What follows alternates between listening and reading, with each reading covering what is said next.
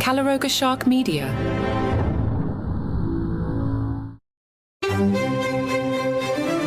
Hello and welcome to Palace Intrigue. I am your host, Mark Francis. Prince William paid a visit to his wife, who is reportedly in good condition. It is expected that she will need to take a break from her royal duties for up to 3 months. In support of his wife and their children, William has cleared his schedule and temporarily stepped back from his official role. William was spotted leaving the London clinic where Kate had her surgery around 12:35 p.m. He was seen driving himself away from the hospital. Gertz Royals tweeted, after the announcement about Princess Kate's hospitalization, press pens were set up outside the London clinic for the media to report from. A number of comments about this and the palace's request for privacy. The press pens outside the hospital would be set up in coordination with the palace. They would be okay with it and keep the press in a controlled area so they aren't interfering with hospital business. Some are wondering why Kate will be in the hospital for so long. Dr. Deborah Lee told The Express, for abdominal surgery, most people stay in the hospital for 4 to 7 days. After laparoscopic surgery, a type of keyhole surgery, this is reduced to 2 to 4 days.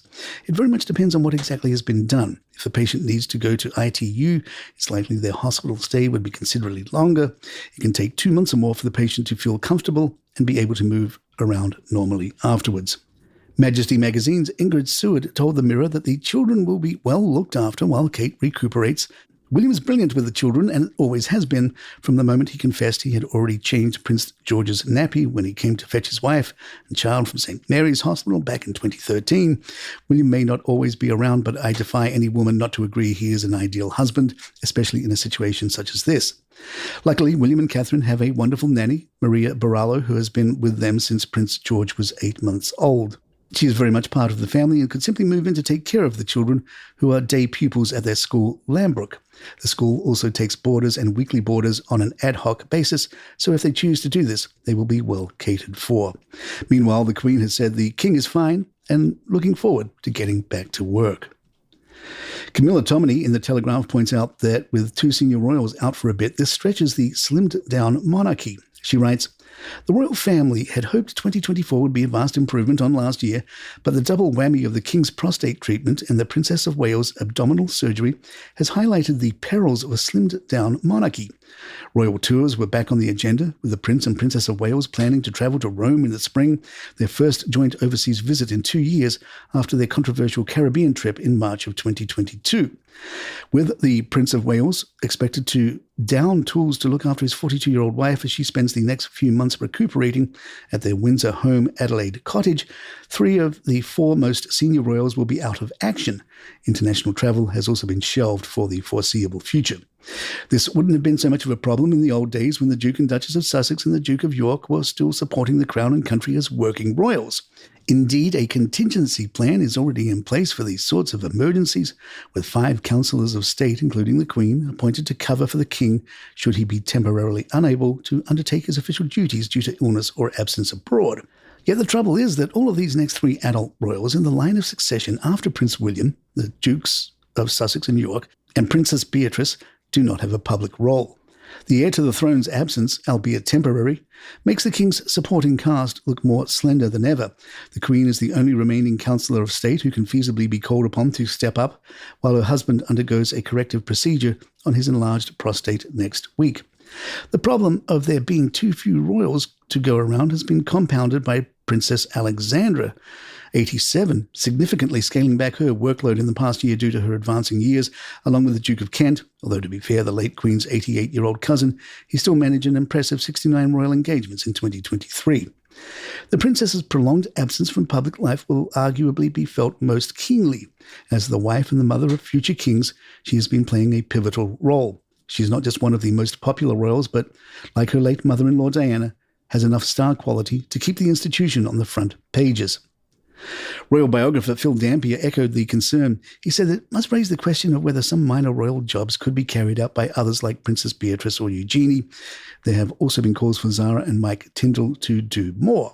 Dampier said, Princess Anne said in an interview last year that she thought the monarchy was already slimmed down enough, and she's been proved right.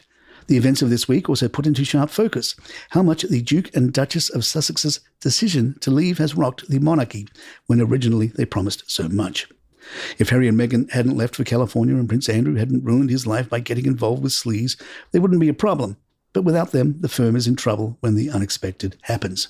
You do wonder if in quiet moments Harry feels some pangs of guilt for deserting his family and the institution, but so far he has not shown any public signs of regret. Royal author Tom Bower also believes the health problems at the top of the royal family shine a spotlight on Harry and Meghan, but says it will soon be business as usual. He said, "Our hearts go out to the King and Princess of Wales. Their absence from our daily lives will make us appreciate them and the monarchy even more. However, this is not the moment to reverse the trend to slim down the monarchy. Any suggestion that Beatrice and Eugenie should step in should be firmly quashed. Neither has done anything to deserve our respect. Harry had a marvellous opportunity to serve his country, but disloyally not only deserted us, but betrayed his countrymen and his family. In a few weeks, it will be back to business as usual, and we will appreciate all the more how lucky we are to have the royal family to represent the best of British values." Piers Morgan wondered, where does this leave us if King Charles is unconscious and William is looking after his kids? Do we start heading down the list of people if there is some duty the monarch has to perform? What actually happens here? We're kind of in uncharted territory. Talk TV's royal editor Sarah Houston set Piers up nicely, explaining the councillors of state, which we imagine Piers is well familiar with. Regardless, it allowed Piers to chime, "Oh my God, Harry won't be interim king, will he? With Queen Meghan?" That answer is no, but Piers knows that. On Thursday, Princess Anne, the King's sister, often referred to as his trusted lieutenant, was scheduled for 2 engagements in Lancashire. She was set to visit Citizens Advice Scotland and Advanced Clothing Solutions in her capacity as the president of the UK Fashion and Textile Association. Meanwhile, Prince Edward, the Duke of Edinburgh, had planned to visit the Shireland city of Birmingham Symphony Orchestra Academy in West Bromwich. His wife Sophie, the Duchess of Edinburgh, was scheduled to visit community projects in Surrey. Queen Camilla opened the new safe space during a visit to Aberdeen Art Gallery as part of an initiative to provide help and guidance to people if they suspect someone is living with domestic abuse. Royal commentator Victoria Arbiter tweeted, "While everyone's talking about her, it's not, quote, Catherine, Princess of Wales, that denotes a divorcee, Princess Kate that undermines viewers' intelligence, Kate Middleton that ceased on April 29th, 2011. The Princess of Wales isn't that hard." As our podcast is primarily for Americans, where she's referred to as Kate Middleton, we will stick with that. Palace Intrigue will be right back. In other news, the Mirror reports Harry was seen exercising in Santa Barbara with a serious expression on his face. Harry is said to have braved the chilly California weather on Tuesday morning wearing a light brown shirt under a black zip-up jacket with a hood.